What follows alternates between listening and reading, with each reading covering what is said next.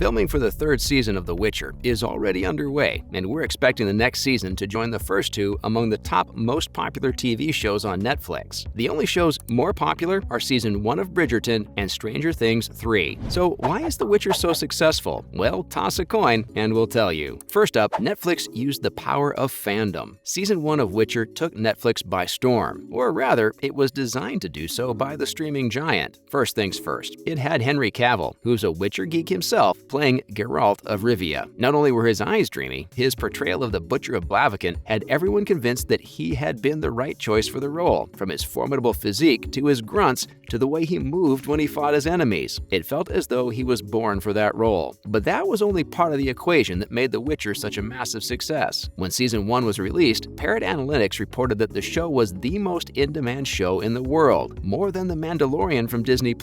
And remember, The Mandalorian had Baby Yoda. The Witcher had Jaskier? Well, anyway, when you have a TV series that's based on both video games as well as novels, there are already tons of fans that are excited to see what they're going to be getting in a live-action format. The series already had a built-in audience. Netflix smartly just tapped into it. The streaming platform began following what Disney and Warner Brothers have been doing for the better part of a decade. Find an IP that has a large fan base, whether it's a novel or a video game, and turn it into a live-action show, and put in the most recognizable faces in the cast. There, the recipe for success. Even if the story's bad, the fans will flock to it in droves, and they keep wanting more. Next, The Witcher filled a Game of Thrones-shaped hole. Yes, The Witcher isn't on the same level as Game of Thrones. Not yet anyway, but HBO's biggest show ended on April 14, 2019. There was a massive gap in fantasy shows that desperately needed to be filled. Fans wanted more from studios, more massive action set pieces, more fantastical worlds, more epic tales of warriors and kingdoms. And Netflix answered their call a mere 8 months later when Season 1 of The Witcher dropped on the platform. Simply looking at the metrics of its first 28 days on the platform tells you all you need to know. The global population had spent over 541 million hours binging the show in just 28 days. The only show that surpassed it were Bridgerton's first season and Stranger Things 3. 2 years later, however, the second season of The Witcher pulls the same move. While it's not on the same level as the first season, it still made it to Netflix's top 10 most popular TV shows with over 462 million hours of viewing. Clearly, Netflix had a win with this show, even if critics gave it mediocre reviews. But hey, Henry Cavill, right? He makes up for everything. The show also did one more thing. Stranger Things was reportedly coming to an end after the 5th season, and Netflix needed a good show that was a heavy contender for the next mega hit for the platform, and also kept the fans coming back for more. Warner Brothers has spent years building its portfolio with epic fantasies such as The Lord of the Rings and Harry Potter, and Disney? Well, Disney's in a league of its own, having spent $90 billion getting the rights to Marvel, Star Wars, Pixar, and more. But really, it's like Elon Musk buying Twitter for $44 billion,